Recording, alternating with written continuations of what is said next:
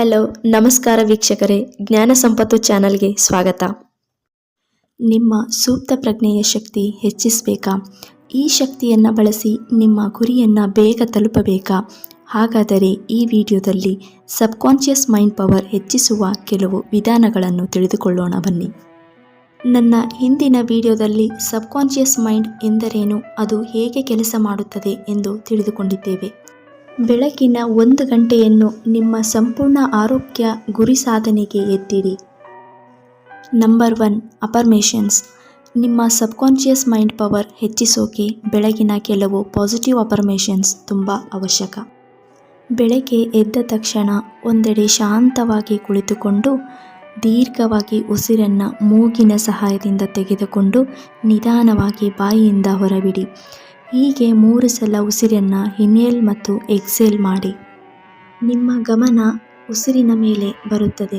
ಆಗ ಈ ಅಫರ್ಮೇಷನ್ಸ್ನ ಹೇಳಿ: ನಾನು ಸಂಪೂರ್ಣವಾಗಿ ಆರೋಗ್ಯವಾಗಿದ್ದೇನೆ. ನಾನು ಏಕಾಗ್ರತೆಯಿಂದ ಕೂಡಿದ್ದೇನೆ. ನಾನು ಶಾಂತಿ ನೆಮ್ಮದಿಯಿಂದ ಕೂಡಿದ್ದೇನೆ. ಈ ದಿನ ನಾನು ನನ್ನ ಬಗ್ಗೆ ಒಳ್ಳೆಯದನ್ನೇ ವಿಚಾರ ಮಾಡುತ್ತೇನೆ. ಪಾಸಿಟಿವ್ ಆಗಿಯೇ ಯೋಚಿಸುತ್ತೇನೆ. ನಾನು ಎಲ್ಲರೊಟ್ಟಿಗೆ ಬಹಳ ಪ್ರೀತಿಯಿಂದ ಇರುತ್ತೇನೆ. ಅವರು ನನ್ನ ಜೊತೆಗೆ ತುಂಬ ಪ್ರೀತಿಯಿಂದ ಇರುತ್ತಾರೆ. Number 2, meditation. ಅಫರ್ಮೇಷನ್ಸ್ ಆದ ಕೂಡಲೇ ಈ ಮೆಡಿಟೇಷನ್ ಮಾಡುವುದು ಒಳ್ಳೆಯದು. ಮೆಡಿಟೇಷನ್ ಮಾಡುವುದರಿಂದ ನಿಮ್ಮ ಕಾನ್ಷಿಯಸ್ ಮೈಂಡನ್ನು ಶಾಂತಗೊಳಿಸಿ ಸಬ್ಕಾನ್ಷಿಯಸ್ ಮೈಂಡನ್ನು ರೀಚ್ ಆಗಲು ಬಹಳ ಸುಲಭ ಮಾರ್ಗ. ಈ ಧ್ಯಾನ ನಿಮಗೆ ಫೋಕಸ್ ಅಂದರೆ ಏಕಾಗ್ರತೆ, ಕ್ರಿಯೇಟಿವಿಟಿ, ಆಂತರಿಕ ಸಾಮರಸ್ಯವನ್ನು ಇಂಪ್ರೂವ್ ಮಾಡುತ್ತದೆ. ನಿಮ್ಮ ಗುರಿ ಸಾಧನೆಗೆ ಫೋಕಸ್ ತುಂಬಾ ಇಂಪಾರ್ಟೆಂಟ್ ಆಗಿರುತ್ತದೆ.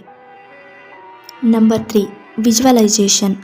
ನಿಮ್ಮ ಸಬ್ಕಾನ್ಷಿಯಸ್ ಮೈಂಡ್ ಪವರ್ ಪುನರ್ಜೀವನಗೊಳಿಸಲು ನಿಮ್ಮಲ್ಲಿರುವ ಗುರಿ ಸಾಧನೆ ಏನಿದೆ ಅದರ ಬಗ್ಗೆ ಸಕಾರಾತ್ಮಕವಾಗಿ ನಂಬಿಕೆ ಇಡಿ.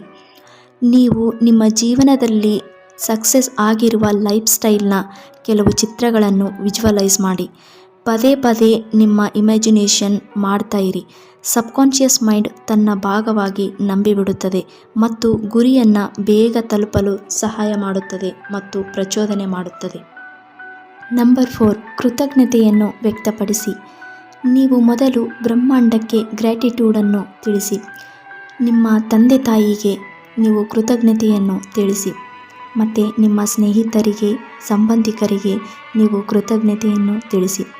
ಇದರಿಂದ ನಿಮ್ಮಲ್ಲಿರುವ ಭಯ ಮತ್ತು ನಿಮಗೆ ಬಂದಿರುವ ಟೀಕಾ ಪ್ರಹಾರಗಳು ಪಾಸಿಟಿವ್ ಆಗಿ ಬದಲಾಗುತ್ತದೆ. ಇದರಿಂದ ನಿಮ್ಮ ಸಬ್ಕಾನ್ಷಿಯಸ್ ಮೈಂಡ್ನ ಶಕ್ತಿಯನ್ನು ಹೆಚ್ಚಿಸಬಹುದು. Number 5, find motivations. ನಿಮ್ಮ ಗುರಿ ಸಾಧನೆಗೆ ಸಹಾಯವಾಗಲು ಕೆಲವು ಮೋಟಿವೇಶನಲ್ ವಿಡಿಯೋಗಳನ್ನು ನೋಡಬೇಕು.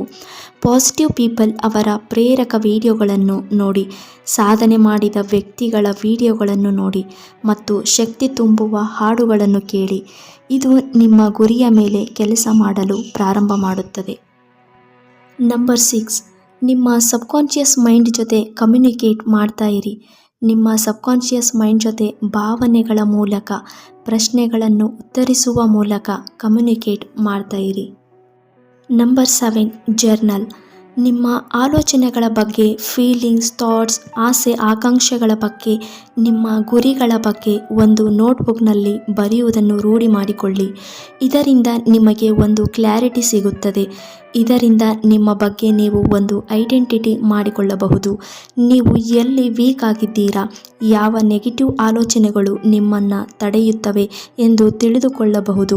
ನೀವು ನಿಮ್ಮ ಹಲವು ವಿಚಾರಗಳ ಜಾಗೃತಗೊಳ್ಳುವುದರಿಂದ ನಿಮ್ಮ ಸಬ್ಕಾನ್ಷಿಯಸ್ ಮೈಂಡ್ ಕೂಡ ಜಾಗೃತವಾಗಿರುತ್ತದೆ.